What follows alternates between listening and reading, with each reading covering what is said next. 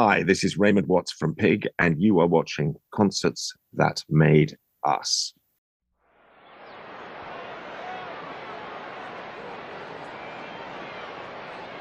Is everybody in? Is everybody in?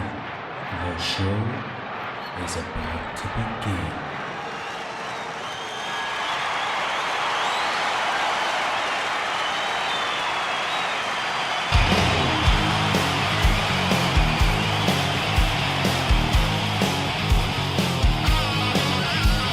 Welcome to the podcast, Concerts That Made Us. Interviews and stories, tales from the bus. We love taking you back to when it all went down. The greatest live shows and that cheering crowd sound. It's concerts that made us, concertsthatmadeus.com.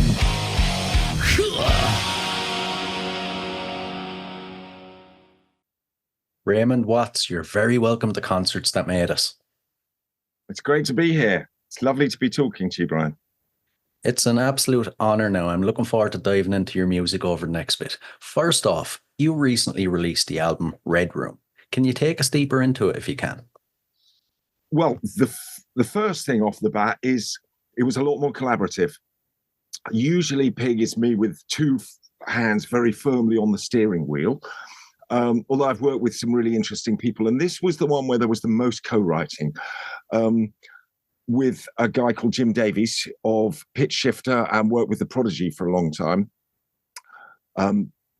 making a lot of noises on records I didn't realize were his guitar. And I go, oh, you made that noise on Firestarter or whatever and stuff. So, and he'd done a remix for me from the Pain Is God album, I think, which I really liked. And we met, and he did a couple of co-writes on the previous album.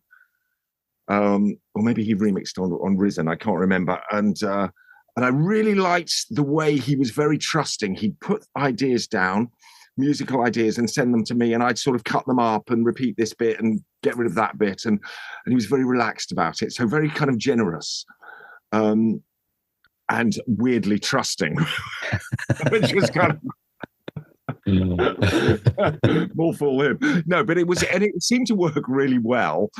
And I mean, there were some that are just, that are written and recorded by me and sung and the music and everything. But so that was the first thing. It was great to be a bit more relaxed about it, because in the past when I've collaborated, sometimes I've gone, collaboration's a weird thing. You kind of get challenged and you get taken into a slightly kind of uncomfortable area where a lot of the time when I'm writing on my own, I would take an idea would appear and I'd go, oh, that's rubbish, and I'd throw it away. But when somebody presents it to you, you're more likely to sort of try and do something with it. So you end up in a place where you wouldn't have gone if you just left to your own devices. So that's what I liked about it. It pushed me out of that zone where I was more familiar. I like it. Is this something you're going to stick to in the future? Can we expect more from Jim Davies? I like working with Jim. He's a really lovely guy. Yeah, I mean, I'll definitely write stuff with him on the next record, of course, but it was like I was chatting to my barber this morning about, he's Italian guy, and we were talking about places in Italy, and I ended up saying to him, there are so many fabulous places to visit on this planet. And it's the same with people to work with. There are so many, I've been lucky enough to work with some incredibly talented and wonderful people. And there are so many, when do you sort of tether yourself to sort of one lamppost and then not move on? So I would always say that there's the possibility for, I'd like to work with more people in the future. Right. Speaking of working with more people, the record also features Chris Hall, Gunter Schultz, and Enrico Tommaso. Were you as relaxed with them? Were you, able to hand them a bit of creative control when it came to their parts? Yes. With Chris from Stabbing Westward, he's done a few remixes for me in the past, and he's an absolute diamond. And I think with him, we discussed him sort of literally doing a duet with me, and I put down a guide vocal for him and some guide harmonies, which he then did. With Gunter, I gave him a few ideas. I said, look, play a solo here, and then can you play this riff? Gunter's incredibly talented, but with Enrico, who I've been working with since on and off for since the mid-90s. I mean, he is Premier League top jazz trumpet player in the UK. I mean, he is absolutely creme de la creme, and you just give it to him and you just say, do what you want, and he comes back with the most beautiful feel and the most incredible motifs. I do a little bit of editing, but yeah, with Enrico, you just let him go. I like it. You know, when you look at the record, how close is the finished product to the original vision that you had? Oh, that's an interesting one. Look, some of the things arrive in my head fully formed. For example, there's a song I did. I mean, this is just the one example I can give you. There's one of many. There's a song on an album called The Swining, which is early 90s, called Find It, Fuck It, Forget It. Or actually, You Can't Find It, Fuck It, Forget It. But the title is Find It, Fuck It, Forget It. And it arrived in my head completely fully formed, short, absolute to the point, manically fast. I knew exactly what the middle break was going to be like and what the lyrics were going to be. And it was and then you just go and give birth to it. Like, and if you were a sculptor, you start off with a stone and I chip everything away that doesn't look like the finished song. The rest is just junk, and then you're left with it. Some of these pieces, like with the collaborations with Jim, I don't know where it's going to go, and that's why it was fun to do. You know, you're going, where's this going to happen? Where is this going? And then, for example, you mentioned some of the guests. I mean, I got what I call the pig choir, where I just asked loads of people I know to come and contribute and sing. And Chris Hall is part of that, and Christopher Connolly from Revco and Ministry, and all these various people that I know. And I didn't know that was going to turn into a sort of massive choral piece, but it just started appearing in my head when the melodies. So I really like that thing of making it up as you go along. You're just going, oh, I didn't see that was coming. That's the joy of messing about. To me, I mean, I stopped doing Pig for a long time because I got lost and into addiction and a quagmire of putting myself to the extremes, thinking I had to live an extreme and go to extreme places to write the noise in my head. It was this sort of, I thought life had to mirror art, or, you know, I was completely fucked up, and I stopped for a long time. And one of the strongest things about me reconnecting with writing music again has been returning to this idea of mucking about, like when I was a little kid at the age of 9 with a Philips cassette recorder and a biscuit tin and a Woolworths bass guitar that cost £17.50, you know, messing about with my brother who had a little toy keyboard. I mean, just like as a child, you mess around with sand when you go to the beach and you play. You mess around with paintings on a canvas or crayons on a piece. It's returning to this idea literally of mucking about. And also, it's very DIY nowadays, you know, which I have a little label in America and a little label that does vinyl here in the UK. Sorry about this long, convoluted answer. No, I'm enjoying it. It's returned to a place of not just, I mean, it's deadly serious, but it is also playing. And if I lose that, then I lose myself. And the sort of punk ethos as well, of like, I want to do a book of lyrics, I do it myself. I don't go to a publisher. I find somebody who will print the fucking book and I do it myself, like when we made a cassette fanzine in 1981 or 1982 with my mates, and we sold it on the street, and we made the cassette and copied them and Xeroxed the artwork. That's the punk ethos to me. It's not the sound of 3 chords, it's do it your fucking self. Yeah, exactly. Something that struck me there is, you know, when artists have been in the industry for as long as you kind of see some of them start to mellow out. You know, they lose their original sound to get a bit softer. Do you ever envision this happening to you? How can you, you know, keep as invigorated as you were years ago? Well, I don't think, you know, mellowing out your sound means that you are diminishing any fervor or fire. I don't see them being, you know, of the same cut from, you know, the Pig canon is quite varied. There are ambient pieces and sort of neoclassical pieces and quite noisy pieces with lots of guitars. And I think that continues. I mean, I could see that happening, yeah, and I don't think there's anything wrong with it at all. I don't think you don't have to scream loud into a microphone to show that you've got intensity in your emotional feeling, or you don't I don't resonate with people who scream and shout. The emotional canvas is quite varied. Some of it's screaming red and some of it is dark black and some of it is blinding white. It doesn't have to be one to convey more emotional momentum or weight. Yeah, true. Now, you also recently re-released the album Sinsation. It was originally released via Trent Reznor's Notting Records. Why was now the right time for a re-release? Well, it was actually, first it was released by I spent a lot of time in Japan in the 90s. It was first released by my Japanese label, and then Trent released it a year later in America. And it hadn't been available for a long, long time, and it had never been a vinyl. And it had been on the shelf for a long time. When I started doing Pig again, there were too many things to get on with, too many, the tap was running full blast, and there wasn't time to get hold of it and do it the justice that maybe I felt it deserved, like a really nice mastering job and getting it really nicely packaged and sort of wrapped up and sort of send the Piggy to market properly. So it just sometimes, there's a lot of stuff still blocking up behind that needs to be dealt with, but I can't do it all. But yeah, it took a while, but it's made it to market now. So nice, I hope people like it. How do you approach remastering such a classic album like that?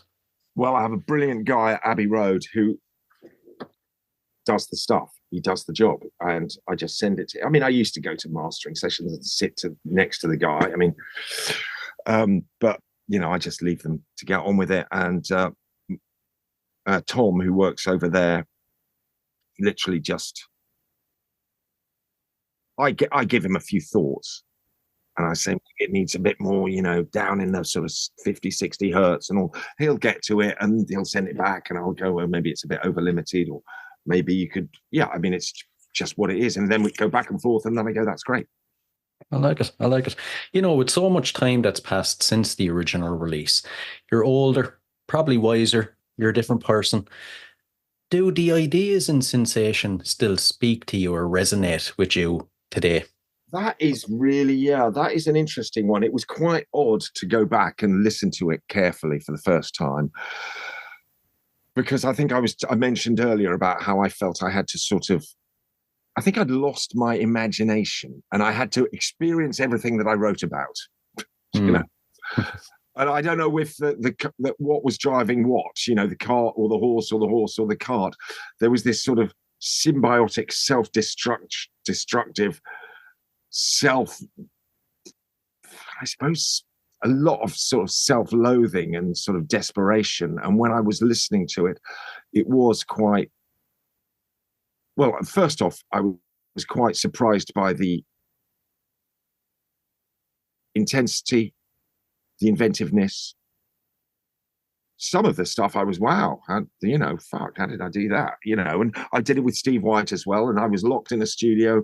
I had a fabulous studio in the middle of town in Clerkenwell, lovely view of St. Paul's. And I would just be in there for days on days, out of my fucking gourd, completely with the door locked. Steve would come in, drugs were delivered. And I was just, plowing away in a furrow of depravity and desperation, and that wasn't it was quite horrible to listen to some of it, to be perfectly honest, but also quite surprising, and also surprising that I'm not there anymore, and really glad that I'm not there, but I don't regret going to that place. So it was quite a weird experience, actually. Quite a weird experience. Interesting. All part of the journey, I suppose. I mentioned, you've been in the industry a long time. You first cut your teeth as a member of KMFDM. You've released 14 albums as Pig. You've worked in film and fashion. These days, what kind of drives you to keep going?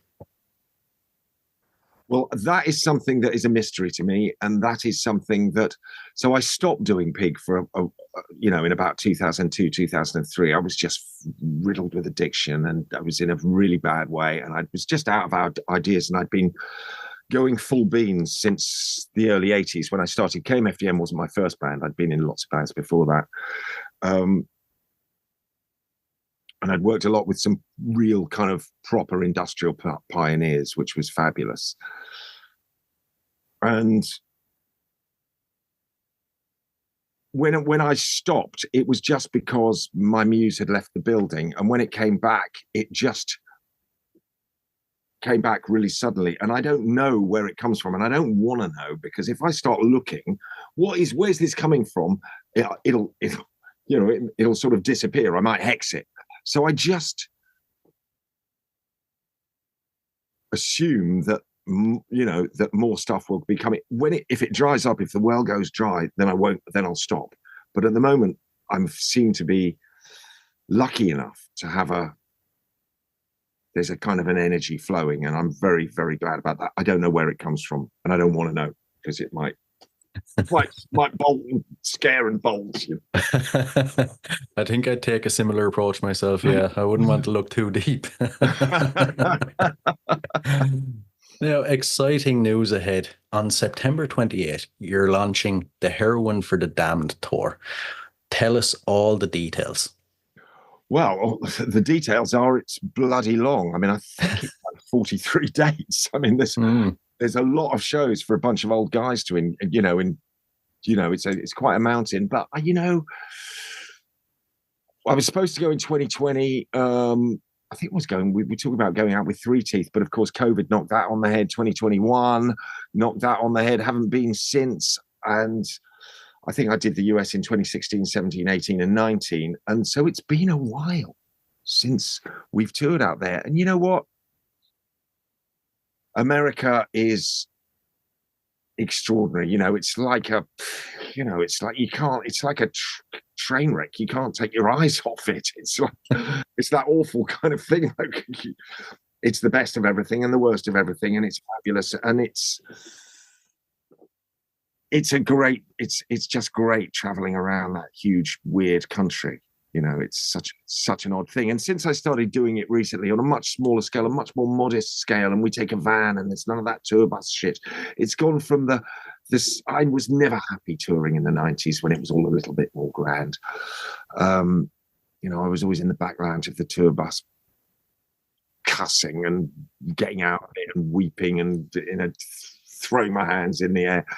And when I started doing it on this level, it became much more intimate, much more contact with the people. It went from tour bubble to road trip. And that's the difference. And that's why I enjoy it so much now. Yeah. 43 dates, it's kicking off soon. I know you're going to start rehearsing very soon. How will you be spending the time preparing? It's a big undertaking. Well, going back to this thing about it being it's a big undertaking, but we're a much more modest outfit. I mean, Pig isn't just me. There are all these people, not just the art people and the musicians and stuff, people who really make it happen. And the thing is, though, still, I suppose, I'm not just back in the old days. You just, tour manager say, "Where's your passport? Here's your visa. There's your flight. Go and sing on stage. Go and there's your flight home." And now it's so much more, so many more hats to wear. There's what size trailer are we taking, and then of course what songs are we playing in the set? Is Steve playing the right guitar bit? What merch am I going to design? What this? Oh, I want to take the tickets, flights, visas, drum riser, 4x12s. Where are we getting this for? And actually, I love doing all that stuff. It's a bit overwhelming, to be perfectly honest. I could imagine.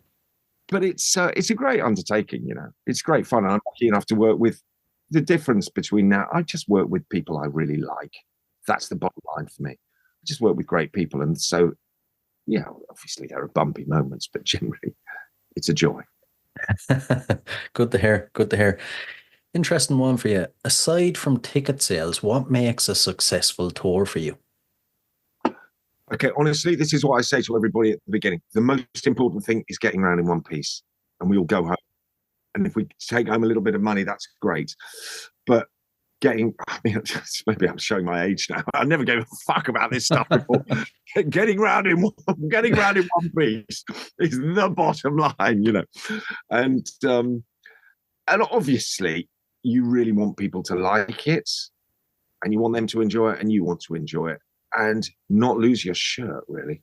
That's really important as well. And having a kind of a happy a happy troupe of people that you're working with. And it can be fabulous, you know, that kind of thing when it works. Yeah, very true. Very true. Now, the podcast is called Concerts That Made Us. I know we touched on concerts with the tour, but we have to delve deeper. As a concert goer, what concerts would you say have made you?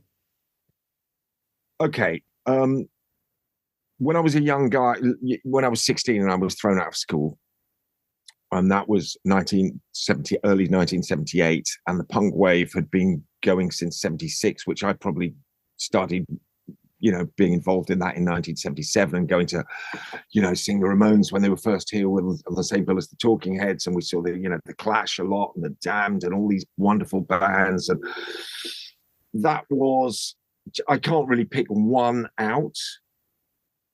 I remember the Jam at High Wycombe Town Hall was quite amazing. The Clash were always great value.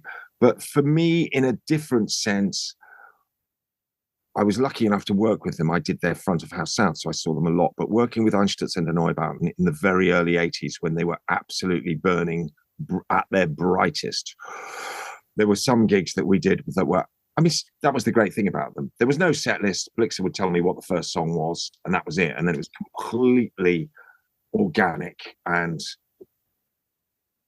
some of those shows, they crashed and burnt, and some of them just elevated into the most bright fireball across the sky you can imagine, and were transcendently wonderful. That was those gigs in general were fabulous. Seeing Prince, one of those little after show things in Hamburg, when I was playing with the Fetus band, we were playing in this venue in Grosse Freiheit in Hamburg. The following night, we had a night off, and someone said, you know, Prince is down there. He's been at the football stadium for 3 hours. Now he's going to go and get on stage there at 2 a.m, which, you know, he played till 5:30 or something. When he had that great band with Cat and Sheila E. and people. That was pretty amazing. So yeah, those are the most amazing gigs I think I've seen. But recently, and this is a nice thing that's come to me later in life, is I've fallen in love with, you know, Italian opera, weirdly. And luckily enough, I can just turn that stupid phone off. Luckily enough, I'm lucky enough to go to the Royal Opera House quite a lot. And, you know, and I just, sometimes that elevates into the most extraordinary spectacle, music, costumes, lighting, the productions, the most incredible orchestra going full beams, and the most incredible singers, and it is quite, makes me fizz. No, I mean, I'm talking about the classics, you know, Verdi and Puccini and Rossini and you know, the Rigolettos, the Bohemes, and these incredible operas that were written. They're quite amazing. Such a great venue to sit there and say, have you ever been? Once, when I was about 12, my grandmother took me. There's a very, the town where I'm actually from, Wexford, there's a very famous Wexford Festival opera. I've heard of that. It's a tiny town and they have an incredible festival, don't they? Yes, that's it. When I was about 12, my grandmother took me thinking, oh, this would be a great thing to bring a 12-year-old to. I hated it. I thought it was the most boring thing ever. But now, as I'm older, I'm actually itching to go again. It's incredible. So weirdly, my brother has an Irish mate who was telling me about that, and he was, for some reason, he had this job doing PR for it. He was telling me about it, this festival. It just sounds incredible. And he had to call up like La Scala and Royal Opera House and come, oh yeah, we know your festival. It's brilliant. Yeah. I'd love to check that out, man. I'd love to You'll have to. It'd be right up your street. It's a great festival. Yeah, it lasts for about 2 weeks, I think, in October or sometime around then. Yeah. A brilliant thing to do, man. It just sounds so great. Like, just so cool. Last thing I thought we'd be talking about today now was opera, especially in Wexford. There you go. Oh, that's man. a great thing. Sometimes you just don't know where these things are going, right? It's just that's it. Yeah. And back to your shows. For any listeners that haven't caught one, what can we expect? Give us the full experience if you can. Well, I'll tell you one thing that we're doing. In the past, I've taken out visuals, right? And had all these, you know, I've got Gabrielle Edvey, who does a lot of my videos and photos and stuff. She put together all these visuals that we have, you know, which are fabulous and spectacular. But since I last toured, it's been 3 albums and about 3 EPs. And I just went, you know what? We're just going to play fucking music. We're just gonna play music, and people can just listen to music. Having pretty shapes is lovely, and can be more of that all-encompassing thing. But I just thought, let's make it about the music. So that's the first thing. And there'll be a little bit of old stuff, and a little bit of new stuff, and a little bit of middle stuff, and we'll see where it goes. And I've got Enesh, one of my colleagues from KMFDM, coming with me, Steve White, who I've been working with since the 90s, and he also is in KMFDM, and Bradley Bills on drums from Chant, who I haven't worked with before, and I'm really looking forward to that. So yeah, it's going to be, there's some great support from Curse Mackey and Stoneburner and Unit Code Machine, the lovely Eric, who's coming up with Unit Code and doing the whole tour with us. So it's going to be a nice little package, I hope. Absolutely. Now, I'm looking forward to this. Out of all the gigs you've played in your career, is there one that sits above the rest? It just couldn't have got any better. Oh, God. I think there was a time when we were playing out in Japan. A really good friend of mine who's died now, at Sushi Sakurai, had this really large, sort of very successful band. He's worked on Pig stuff with me, and we had a side project called Shrine, and he was a really good mate of mine. We spent a lot of time hanging out in Tokyo and New York, and we toured in the 90s. We did several tours in Japan, but we did one with his band. So there was like his band called Bucktick and Pig, and we went on this jaunt around Japan together, and some of those were quite special. I don't know why, because I just really loved everybody around me. I don't know why, but they're all good to me, literally.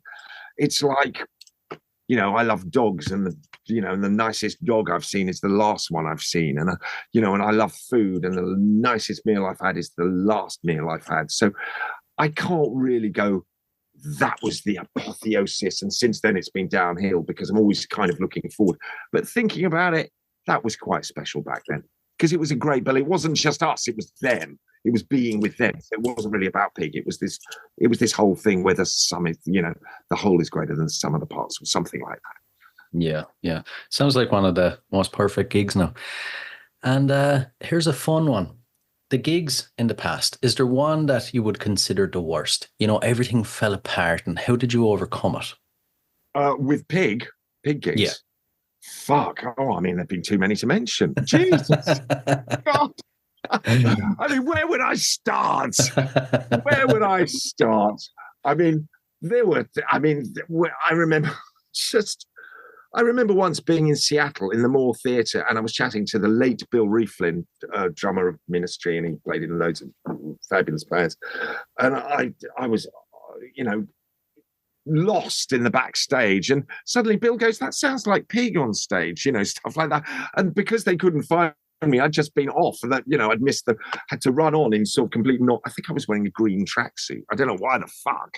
It's not like me to wear a green tracksuit on stage at the Moore, Seattle. But it's it wasn't so awful.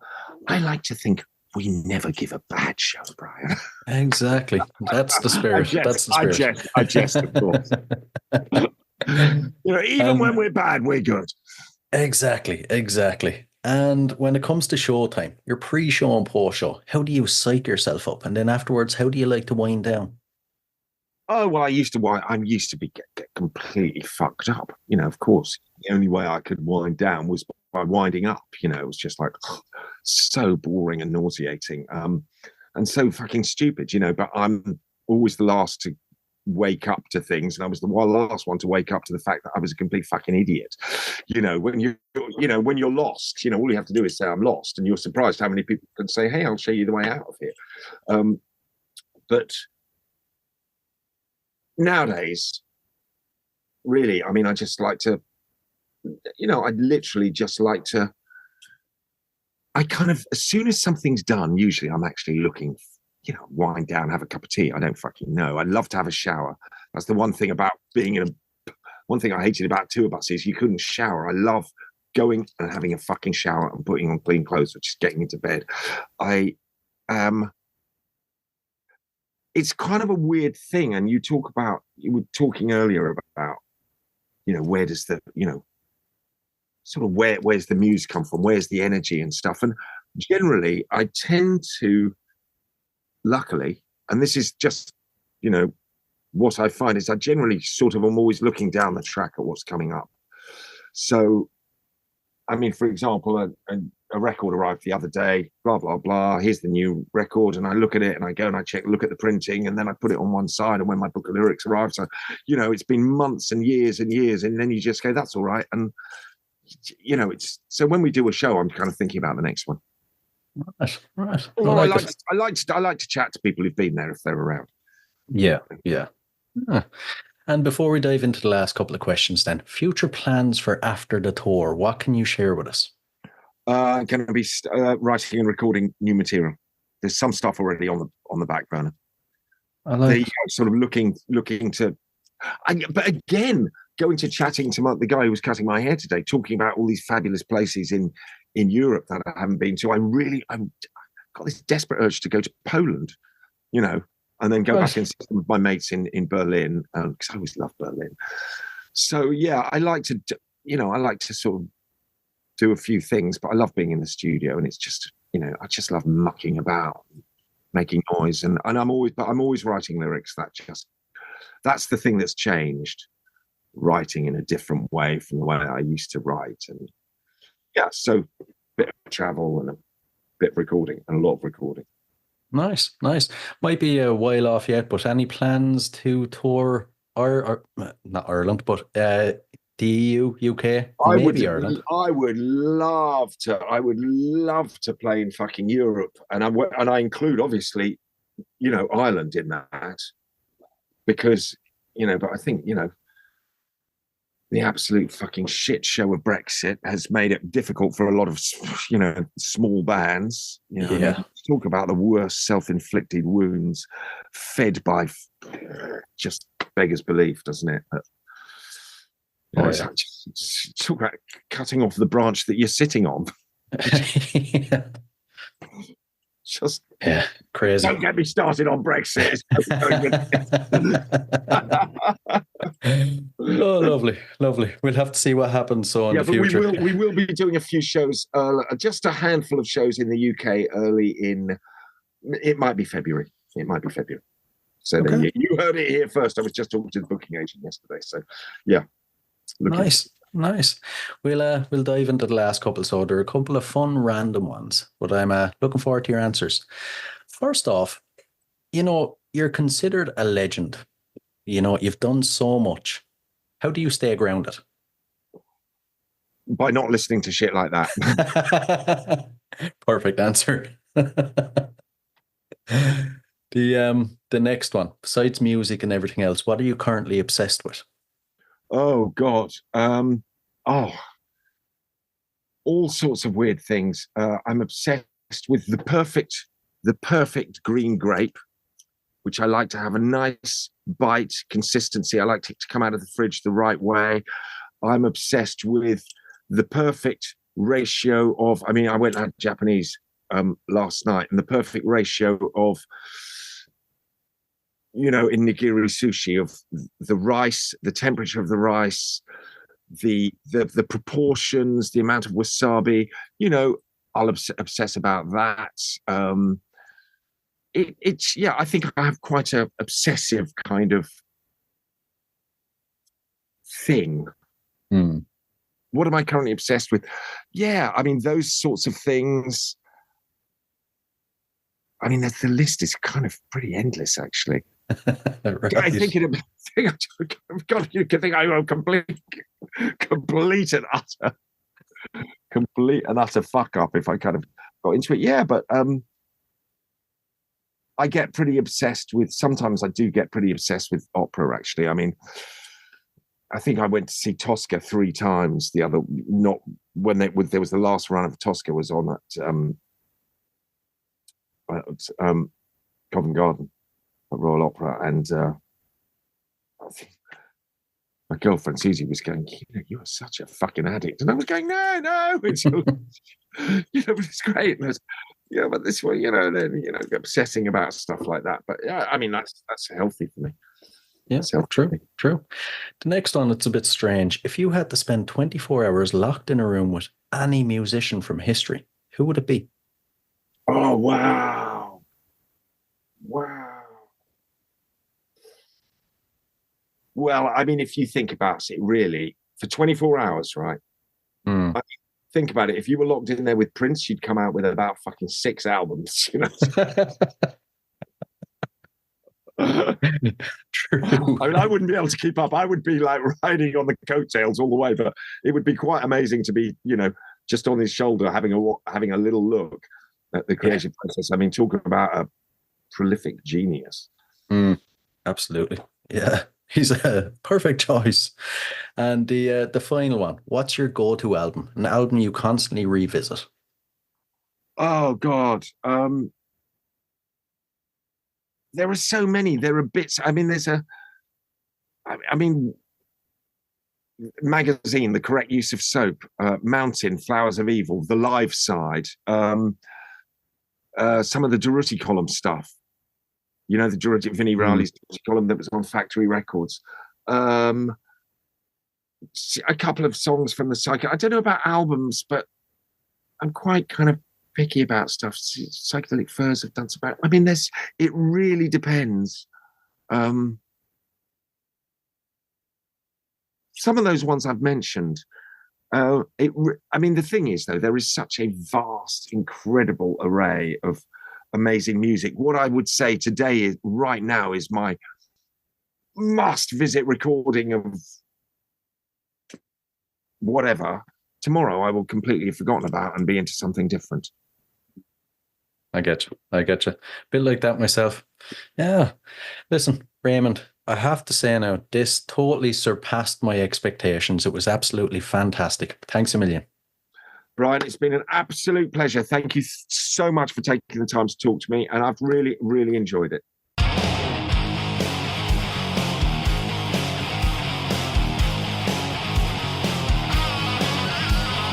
Welcome to the podcast, concerts that made us, interviews and stories, tales from the bus.